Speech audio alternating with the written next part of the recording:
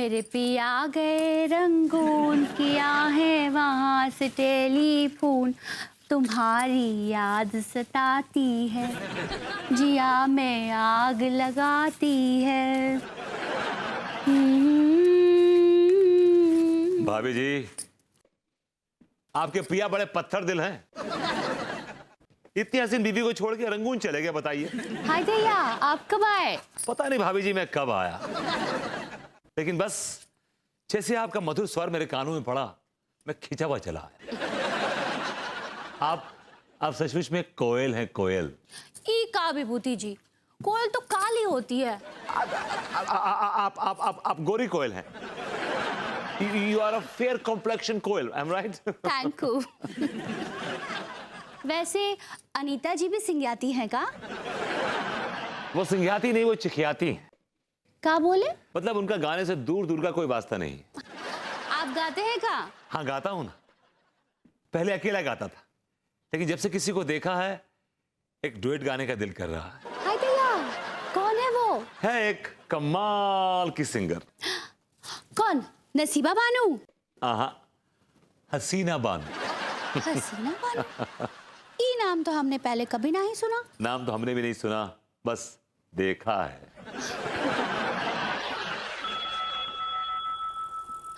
वो देखो अनीता जी आ रही हैं।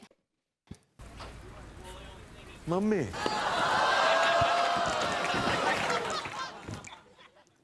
कहाँ चले गए?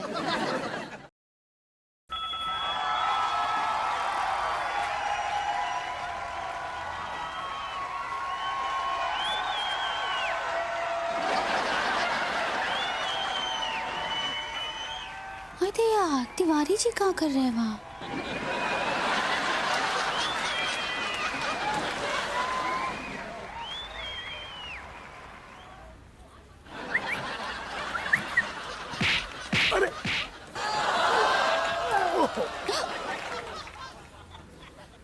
अरे क्या?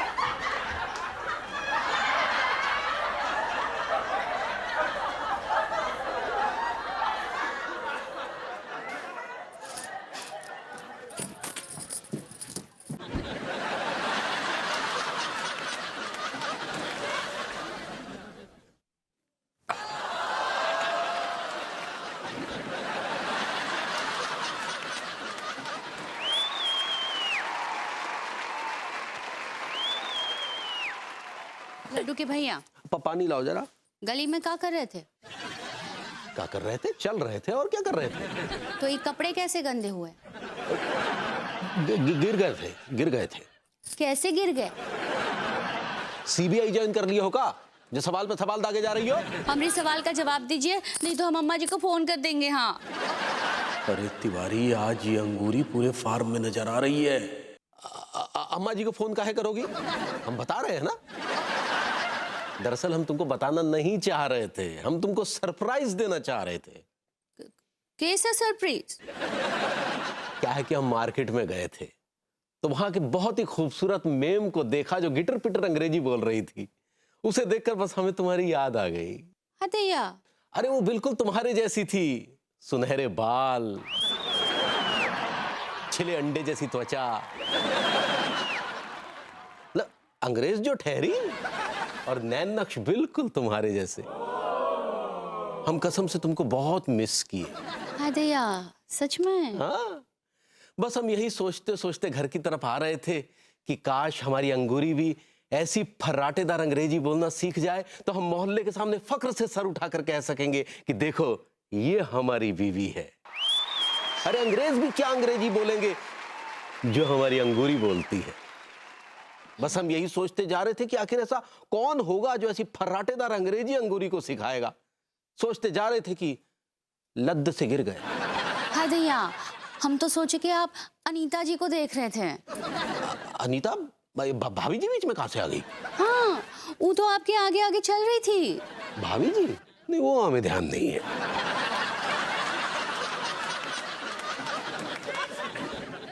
हदैया, हमारे मोहल्ले में तो और भी औरतें हैं, उनको कोई नहीं देखता। अनीता जी में ऐसी क्या खास बात है जो सब उनको घूर घूर के देख रहे थे? हम अम्मा जी से ही पूछ लेते हैं।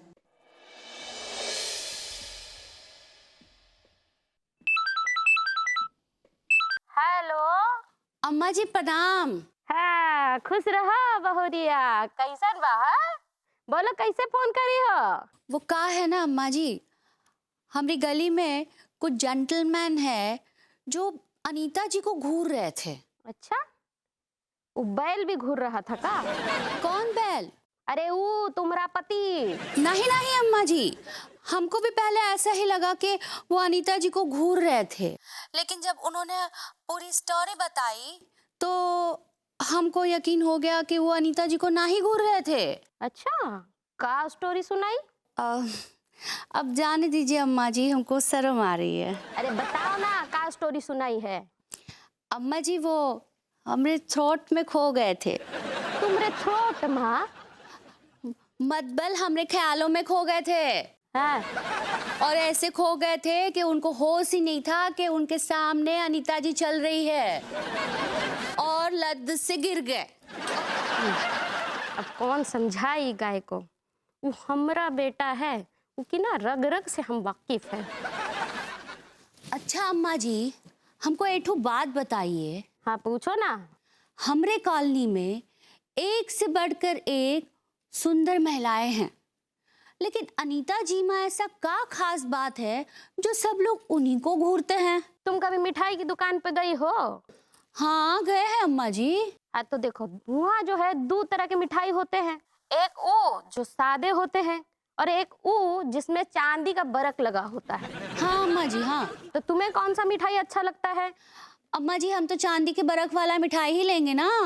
हाँ तो बिटिया, बात ऐसा है कि मिठाई तो सब एक जैसे ही होते हैं, लेकिन मिठाई की खूबसूरती को चार चांद लगाता है चांदी का बरक। अच्छा।